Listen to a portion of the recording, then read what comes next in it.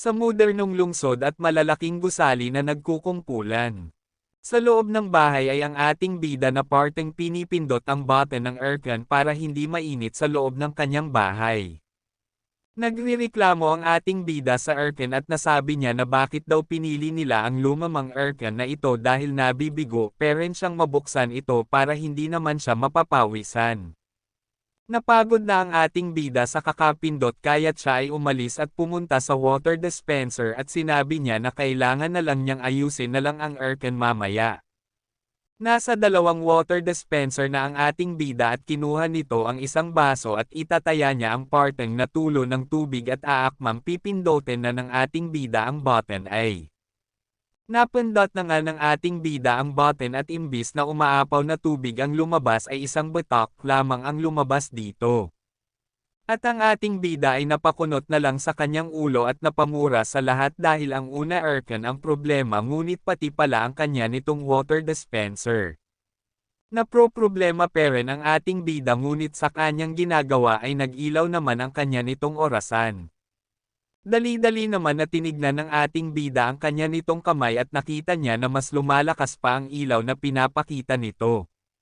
Sabi nito na ngayon na daw ang itinerary at oras ng pagbukas ng complete word at 10 minutes pa lang ang nakaklipas na dismaya ang ating bida dahil halos pa nakalimutan niya na ang tungkol sa laro na ito dahil sa bagay-bagay na nagpapasakit lamang sa kanyang ulo. Sa taong 2030 maraming trabaho ang napalitan ng mga robot. At sa ilalim ng lipunan ay mas marami nang tumaas ang mga taong walang trabaho dahil sa mga robot. Dahil sa walang trabaho ay dahil dito ay ang lahat ng taong mga walang trabaho ay itinapon na lang nila ang mga kanilang sarili sa mundo ng laro depende sa kanila bilang isang anyo ng posibilidad. Linapag ng ating bida ang kanyang kamay sa bilog na kulay bughaw para maskan ang kanyang pagkilanlan para madaling mahanap ang kanyang unang magsali sa laro. Nakikita ng ating bida ang isang kislap ng liwanag at hindi rin nagtagal ay lumabas ang kanya nitong pinaglalaruan.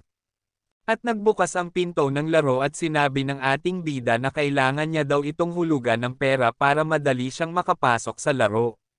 Nakapasok na nga ang ating bida sa loob at nagsalita siya sa kanyang isip na narinig lang niya ang isang uri ng West Fantasy na may temong morpang na may mataas ang antas ng kalayaan at dagdag niya na hindi rin mahirap ang pagsasanay na ito dahil naglalato rin siya dati ng katulad ng larong ito.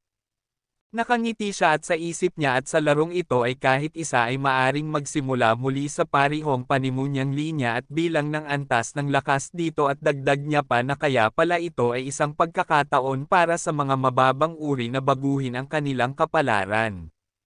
Sabi pa ng ating bida na nakangiti na dapat niya daw sakupin ang pagbabagong buhay niya at dapat niya nang ibalik muli ang pamumuhay niya noon at nagsimula na nga ang laro. At nakarating na ang ating bida sa complete world at nakita niya ang mga manlalaro sa loob. At namangha siya sa laro dahil marami ang mga manlalaro na naka-online at hindi niya akalain ang complete world magandang laro. At dali-dali tinignan ng ating bida ang kanya nitong status column para makita niya ang kanya nitong mga kakayahan at mga skill at pangalan. Sumambulat ang status column ng ating bida at sinasabi. Nito na ang pangalan muna ng ating bida dito ay Shu. Chuan ang lungsod na ito ay Dragon Country at ang kanyang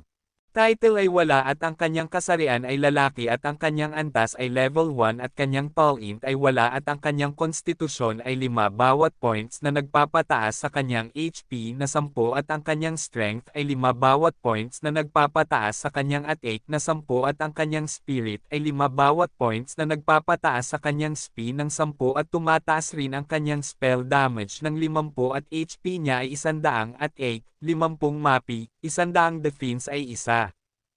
Habang naglalakad at tinitignan ng ni Zuchuan ang kanyang status column ay napasabi siya na napaka-ordinary ang kanyang status column dapat siya ay mag-suggest dahil dapat pare-perhi lamang ang lahat ng antas, at sa kanyang pagtireklamo ay may nagsalita na isa na namamangha siya dahil masyadong makatotohanan ang pakiramdam na ito sa laro.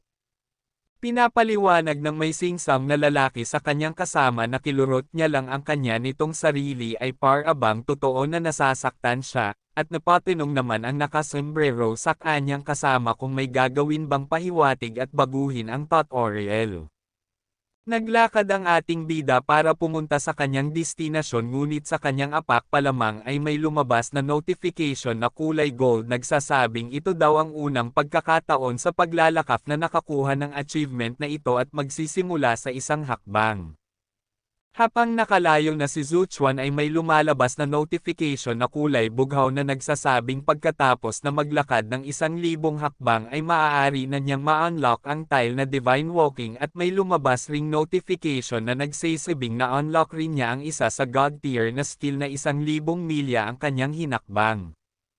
Huminga ng malalim si Zuchuan na may lumabas na namang notification na nagsasabing ito ang unang pagkakataon na huminga ng malalim at nakamit niya na namang ang matagal na paghinga. At napahinto ni Zuchuan dahil may lumabas na namang notification na nagsasabing pagkatapos na huminga ng malalim ng 1,000 best ay maaari niyang ma-unlock ang title na Breathing Master, at may notification na nagsasabing na unlock na naman ang God tier skill na Cultivation Chi. At malaki ang tanong si Zuchuan sa kanyang isip kung ano ang nangyayari at may lumabas na namang notification na nagsasabing ito ang unang pagkakataon na makaranas ng pagkabigla ng manlalaro.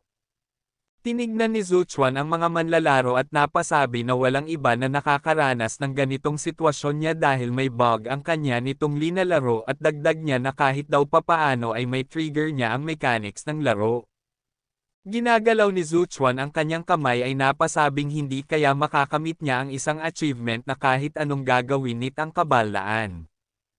At tinaas ni Zuchuan ang kanyang kamay at namangha siya dahil magagamit niya ang bug sa laro upang mas mabilis na tumaas ang kanyang mga antas at may notification na nagsasabing ito daw ang iyong unang pagkakataon na itinaas ang iyong braso. At napaisip si Zuchuan kung sa larong ito ay kayang ma-awaken ang kasanayang God tier ay kahit ang ordinaryong tao ay kaya nitong baguhin ang kanyang pamumuhay at dagdag niya na nag-trigger siya ulit kaya't napakaraming kondisyon sa pag-unlock kaya casual kaya hindi rin lang masama ang kanya nitong swerte sa araw na ito.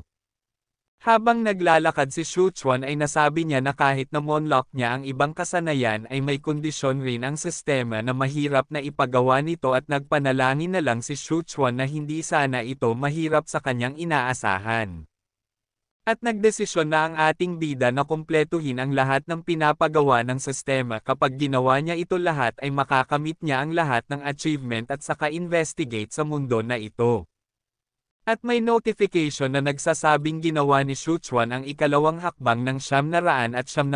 na beses para monlock ang kanyang talent. At dagdag pa nito na ang kanya nitong internal at ang mga organ ay pinapalakas ng isang minuscule na halangang 999 na times na umalis. Sabi pa ng sistema na minsan daw ay igalaw-galaw si Zuchuan ang kanyang mga braso para makakuha ulit ng achievement. May lumabas na notification na nagsasabing binabati siya nito dahil lumakad si Zuchuan ng 1,000 hakbang at nakakuha niya ang kasanayan sa antas ng God tier skill ng 1,000 milya ng paghahakbang. At binabati ulit siya ng sistema na nakahinga siya ng malalim ng 1,000 beses at nakuha rin niya ulit ang God tier skill Cultivation Chi at binabati ulit siya na nagsasabing ibinaba niya ang kanyang braso ng 1,000 beses at nakuha niya ang God tier skill Kirin Arm at napasabi si Zuchuan na nakikita lamang niya sa mga mata niya ay ang mga damo nagkalat sa buong lugar at nakikita rin niya ang mahalagang direksyon papunta sa kanyang destinasyon upang pagpahingahan. Tinignan ni Zuchuan ang kanyang skill details at nakasaad. Doon ay ang 1,000 milya niyang paghakbang ay. Ang kanyang bilis ng paggalaw ay lubhang nadagdagan ng 10 beses na pagpapataas ng kanyang kahusayan. Sa paggamit at ang kanyang cultivation chi ay nagsasaad na ang kanyang breeding ay nagbibigay sa kanyang experience point sa kasalukuyan at makukuha niya rin ang 10 experience point sa bawat oras na huminga siya ng mataas at kanyang kahusayan at kahalagahan ay dadami rin at ang kanyang Kirin arm ay lumalabas ito bawat paggalaw ni Shuchuan ang kanyang braso kahit bawat pag-atake niya hindi na masama dahil 10 beses itong mas nakakapinsala sa mga kalaban na matatamaan nito. Habang tinitignan ni Shuchuan ang kanyang skill details ay napasabi na lang siya na pagkatapos niya makuha ang cultivation chi skill ay ikalawang level lang noon lahat ngunit tumaas ito agad sa madaling panahon at dagdag niya pa na mayroon siyang 4 na attribute point para italaga at ilaw kaya niya sila sa lahat sa malakas sa ganitong paraan at maaaring nagbigay ang kanyang Kirin arms ng pinakamalaking benepisyo sa kanya. Habang tinitignan ang lugar at ang mga manlalaro ay napasabi siya na ilang oras lamang siya pumasa at naka-unlock pa siya ng mga maraming achievement at dagdag niya na ang karamihan ng mga manlalaro ay naabutan na niya ang mga antas nila sa madaling panahon. May lumabas na chisa para ni Shuchuan at ito ay napasabi na pwede lang ba siya subukan ang 1,000 milya sa isang single step. At tumakbo siya ng napakabilis at ang mga nadadaanan niyang mga manlalaro ay nagugulat dahil sa napakabilis nito at napapatanong sa kanilang isip kung sino ang taong dumaan na napakabilis na hindi na nakita ng mga mata nila at nararamdaman na lang nila ay mabilis na hangin. At nakalipas na ang isang oras at nakalayo na si Shuchuan sa mga manlalaro at nakarating siya sa Madamong area. At tumigil ang ating bida dahil napagod siya sa pagtatakbo ng sobrang layo at napasabi siya na naigal-alad siya ng isang oras kung paano kaya hindi nag-walk out sa madamo pang area pa siya napahinto.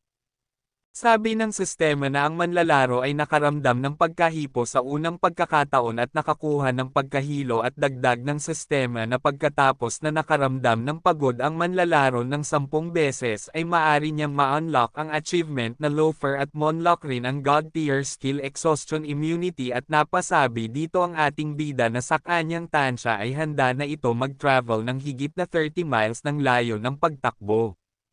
At tinignan ni Shuchuan ang kanyang relo at napasabing ang ibang achievement ay napapasakan niya pero ang sitwasyon ngayon ay kakaiba at nuuwerdahan na siya sa nangyayari at tinignan niya ang mga ibang manlalaro at sinabi ni Shuchuan sa sistema na ipakita nito ang official forum para makita ang mga sitwasyon ng mga manlalaro. Tinitignan ni Shuchuan ang kanyang official forum at napasabi siya na mukhang walang kapaki-pakinabang ang impormasyon ng official forum at ang mga sinasabi lang nito ay hindi ang kanyang nais na pangpalakas ng antas. At nagbuntong hininga si Shuchuan dahil nakofirma na walang mali dapat ang nangyayari sa laro at dagdag niya na bakit ang mga developers at nag-design ng ganitong malawak na safe zone dapat isabi nila ang dahilan upang mas maunawaan niya ang nangyayari.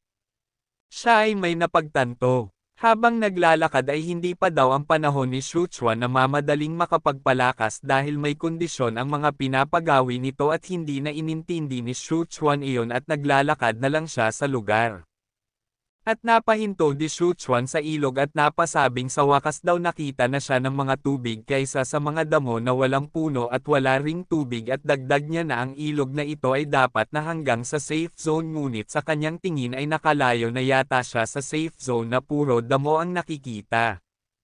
At nagtingin-tingin siya sa lugar at nakita niya ang dalawang hayop at ang isa dito ay tinatawag na Deep Forest Dream Deer at ang level nito ay 10 happy ay 500 attack nito ay 200 at ang skill nito ay Dream Illusion at ang isa naman na May 4th na sungay ay tinatawag nila itong Mutated Four-Horned Rhinoceros at level nito ay 10 at HP nito ay 400 at attack nito ay 300 at skill nito ay Charge Slam. At sa pagtingin-tingin ni Shuchuan sa mga antas ng mga hayop ay tignan rin siya ng mga ito ng nakakatakot na ekspresyon para bang gusto nilang siya ay patayin at natakot pahabagya ang ating bida dahil ang mga level nito ay 10 kung pagkataon mang kalabanan niya ito ay namatay na siya agad.